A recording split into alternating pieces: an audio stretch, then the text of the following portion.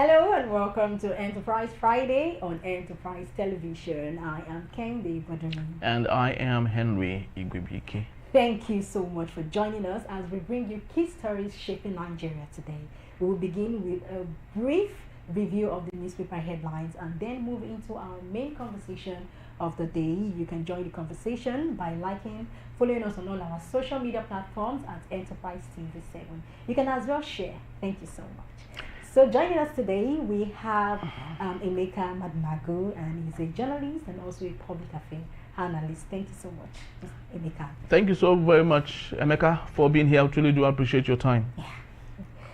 So we are going to kickstart with the newspaper. Yeah, I'm with you. Thank you. All right, thank you so very much. But just before we get to the newspapers, it's important that honor should be given.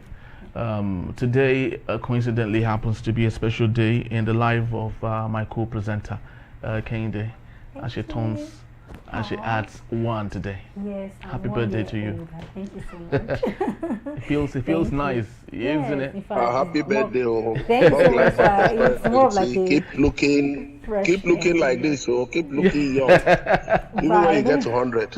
Yes, yeah, despite the economy, keep looking like this. Aging gracefully. Yes, gracefully. Thank you so much. All right, beautiful. So let's kickstart today with the newspapers. So what do we have? Okay, we have, as usual, we have Vanguard newspaper, we have the Guardian newspaper, Punch, and Daily Trust. So we're going to be starting with the Vanguard newspaper, and on the top there we have Senate tackles economic team over poor implementation of budgets. Okay, so that's from the Vanguard newspaper. Yes. Right. And we equally have the big story. Do raises alarm over rising debt service burden. Oh, wow. Yes. How we tracked arrested our church attackers, DSS witness tells court. And a very sad one for Nigerians, despite the fact that this is Ramadan, a very pious time that all should be gathering to pray for the country, but that is not the case for some set of people. We have it very sadly that terrorists killed 34 fasting Muslims in the latest KB attack. Wow. Very so bad. So the question is, the terrorists now, are they not equally fasting?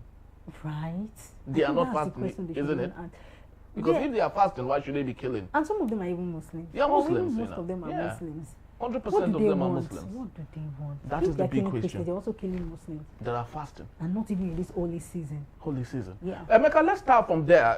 I think it's very important that we talk about this. And just like Kenny has asked, what do these people want? 100%. They are Muslims. They practice the faith. They believe in all the things that the faith would say. But why would they still kill a brother that is equally doing the same thing like them? Yeah.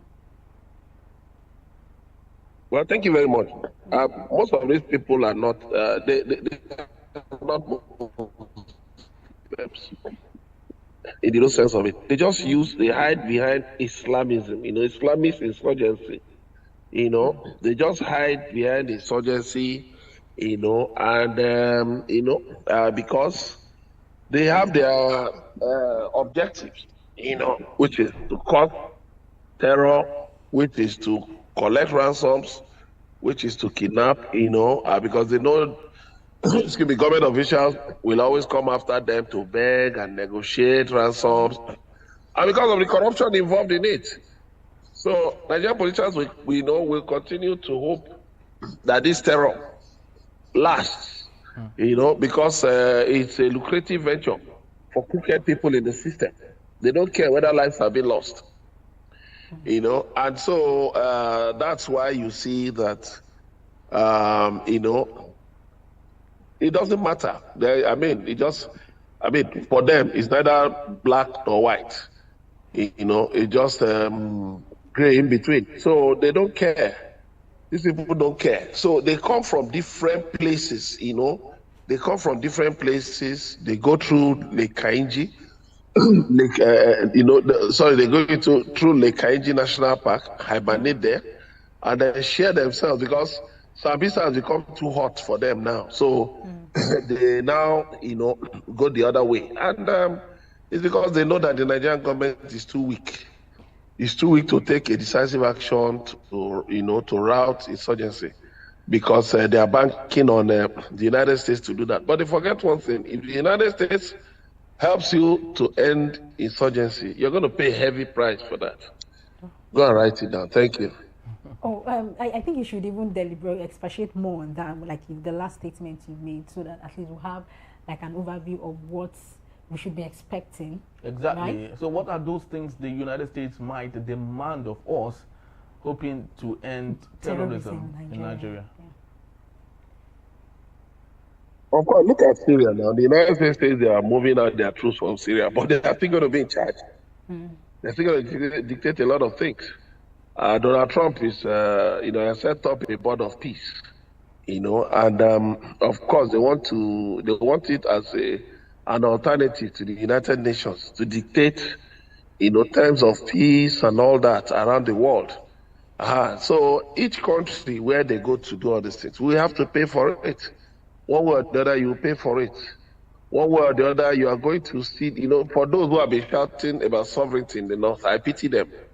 Because when the chiefs are down, honestly, they will not even, many of them will flee. So, one other problem is extremism. That is one major problem we have. Apart from these terrorists, we also have extremists, extremists who want to hide behind the cover of religion to keep, to keep the country on the tenterhooks. And the overriding objective, is to pretend that there is a religious agenda, whereas there is nothing religious about killing people, about burning villages, even killing people who are fasting, observing, the holy, the holy month of Ramadan. So what is there in the religion? So what it needs is this.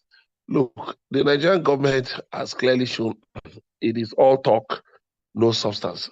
President Bola Tinubu is more interested in getting a second term. He's not interested in any insurgency. So all that is needed now is just for the United States to take over. And by the time they can get a grip on what is going on, you will be surprised. They'll relegate our military and, wipe out these fellows. Then after wiping out these fellows, you can imagine the terms they'll dictate to our government. That's something going on. Israel has said it will provide intelligence, to the Nigerian government. Already Germany, United Kingdom, they've also talked about getting involved in all of these things. So we'll wait and see what the Board of Peace will decide. The terms that the Board of Peace, spearheaded by... Definitely, we'll need to... Are you there, Emeka? Oh, I think we lost Emeka there. Of course, he was speaking to the U.S. issue. President Donald Trump. What they will decide, then we will know how things will go. But it is, for me, it's just a matter of time before these terrorists, honestly, will be wiped out very, very seriously. Thank you. Yes, we sincerely hope that, because it is not speaking well for Nigeria as a country and for the people living within Nigeria. But let's take a look at Daily Trust newspaper for a bit here. Okay, on the big story there, we have CSO's opposition rise against Electoral Act. Yes, and about what we had talked about before, it still made the headlines on the Daily Trust. Gunmen attack KB, communities kill 35. Okay, we also have ICPC raids Air Rufai's Abuja residents. And also FCT councils polls, how PDP candidates withdrew from race. That yes, and Wike is really struggling to ensure that APC actually takes over everything within the ranks and files of the FCT.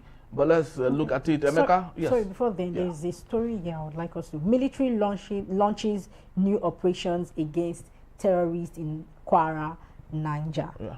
Right. So I would. Okay, should we take this? Yes, you can take that. Okay. So Emeka, I want us to look at this story because in a way it sounds more of like should I use the word good news, because it's talking about our own like military. Yeah. They've launched. So are you still there? Yeah, even though the audio is faint. I'm here, but the audio is faint. Okay, but did you get what I said? did you get the question? Sorry, were you listening to what I was saying? Just go ahead. All right, okay. So the question is, I want you to we would like to have your I didn't take get the on- question. Sorry, Okay, repeat no, it, please. Okay, we would like to have your take on the military launching new operations against terrorists in Kwara, Niger.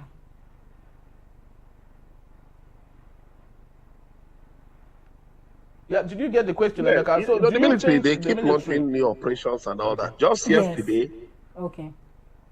Yes, continue on your thoughts, please. yeah. So the military, they keep launching the operation. But just yesterday, a group of terrorists threatened a town in Sokoto that they are going to devastate a town in Sokoto. And the people have come out to tell the whole world. Now, I hope the military won't be waiting for these people to carry out their threat, and then they will come around and tell us that they're launching the operation. Look, Nigerians are not interested in whether they are launching new, old,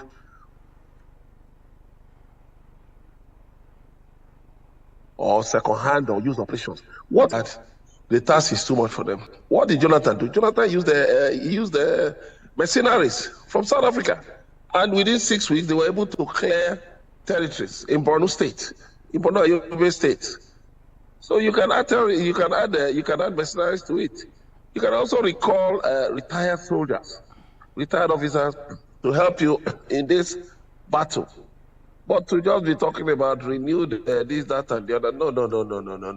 that won't go anywhere. We must realize that these people, these terrorists now, they have been making use of the River Niger. Like I said some days ago, they've been making use of the River Niger.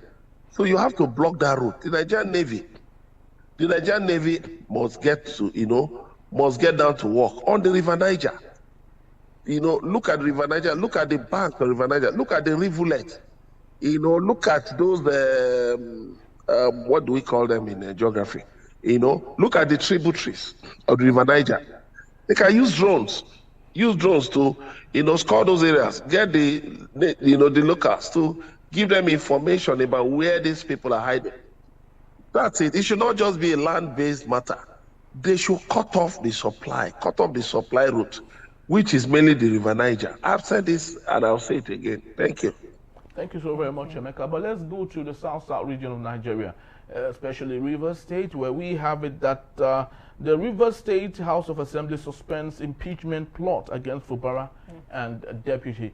Emeka, at this point, are you tired of the rift going on in Rivers? Because every single time it comes, it goes, it comes, it goes. When as media people will report it, we think we would make sense out of it. Just before we know, either Fubara chickens out or the National Assembly, the State Assembly chickens out, or Wike himself. What's happening here? Should we stop talking about Rivers State at this point and just allow them be for a bit? You see, it is just a farcical comedy.